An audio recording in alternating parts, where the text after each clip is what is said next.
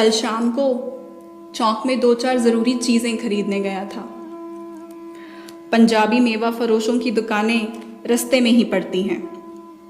एक दुकान पर बहुत अच्छे रंगदार गुलाबी सेब सजे हुए नजर आए। जी ललचा उठा।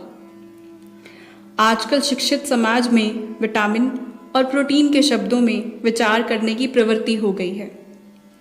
टमाटो को पहले कोई सेंध के नाम से भी न पूछता था और आज टमाटो भोजन का एक आवश्यक अंग बन गया है।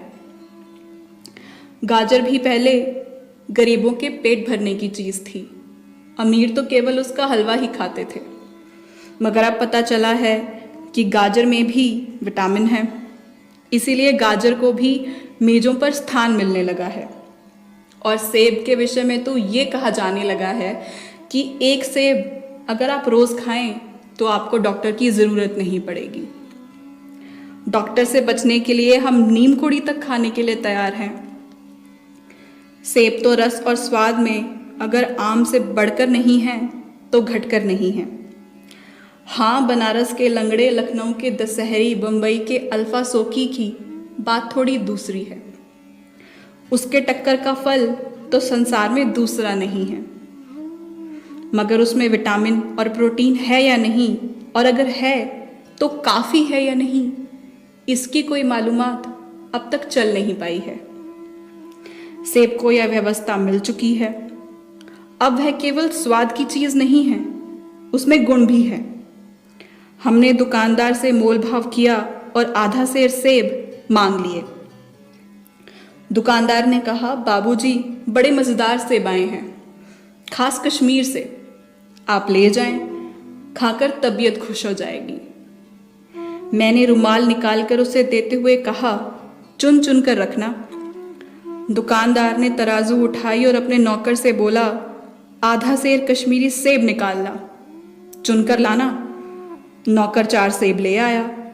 दुकानदार ने तौला, एक लिफाफे में उन्हें रखा, रुमाल में बांधकर मुझे दे दिया। मैंने 4 आने उसके हाथ में रख दिए। घर आकर लिफाफा ज्यों का त्यों रख दिया। रात को सेब या दूसरा कोई फल खाने का कायदा नहीं है। फल खाने का समय तो प्रातःकाल है। आज सुबह मुंह हाथ धोकर जो नाश्ता करने के लिए एक सेब निकाला तो सड़ा हुआ था। 1 रुपए के आकार का छिलका गल गया था। समझा रात को दुकानदार ने देखा ना होगा। दूसरा निकाला, मगर यह आधा सड़ा हुआ था। अब संदेह हुआ, दुकानदार ने मुझे धोखा तो नहीं दिया है। तीसरा सेब निकाला, यह सड़ा तो ना था, मगर एक तरफ दबकर बिल्कुल पिचक गया था। चौथा देखा, वह यूं तो बेदाग था, मगर उसमें एक काला सुराख था, जैसा अक्सर बेरों में होता है। काटा तो भीतर से वैसे ही धब्बे, जैसे कीड़े बेर में होते हैं। एक सेब भी खाने लायक नहीं। 4 आने पैसों का इतना गम न हुआ जितना समाज के इस चारित्रिक पतन का। दुकानदार ने जानबूझकर मेरे साथ धोखेबाजी का व्यवहार किया। एक सेब सड़ा हुआ होता तो मैं उसे क्षमा के योग्य मानता। सोचता उसकी निगाह न पड़ी होगी, मगर 4 के 4 खराब निकल जाएं, ये तो साफ धोखा है। मगर इस धोखे में मेरा भी सहयोग था। मेरा उसके हाथ में रुमाल रख देना मानो उसे धोखा देने की प्रेरणा थी। उसने भांप लिया था कि ये महाशय आंखों से काम लेने वाले जीव नहीं हैं और ना ही इतने चौकस हैं कि घर से लौटाने आ जाएं। एक आदमी बेईमानी तभी करता है जब उसे अवसर मिलता है, और बेईमानी का अवसर देना, चाहे वो ढीलेपन से हो या सहज विश्वास से, बेईमानी में सहयोग देना होता है। पढ़े लिखे बाबुओं और कर्मचारियों पर तो अब कोई विश्वास नहीं करता।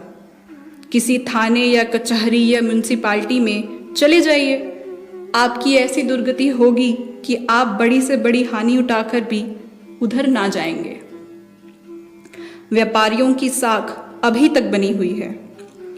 यूं तोल में चाहे छटाक आज छटाक कस लें, लेकिन आप उन्हें 5 की जगह भूल से 10 का नोट अगर दे दें तो आपको घबराने की कोई ज़रूरत नहीं थी। आपके रुपए सुरक्षित थे।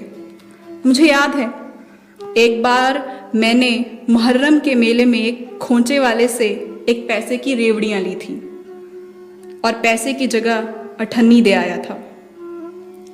घर आकर जब अपनी भूल मालूम हुई तो खोंचे वाले के पास दौड़ा गया। आशा नहीं थी कि वह अठन्नी लौटाएगा, लेकिन उसने प्रसन्नचित्त होकर अठन्नी लौटा दी और उल्टे मुझसे क्षमा मांगी। और यहाँ कश्मीरी सेब के नाम पर सड़े हुए सेब बेचे जाते हैं। मुझे आशा है कि पाठक बाजार में जाकर मेरी तरह आंखें ना बंद कर लिया करेंगे, नहीं तो उन्हें भी कश्मीरी सेब ही मिलेंगे।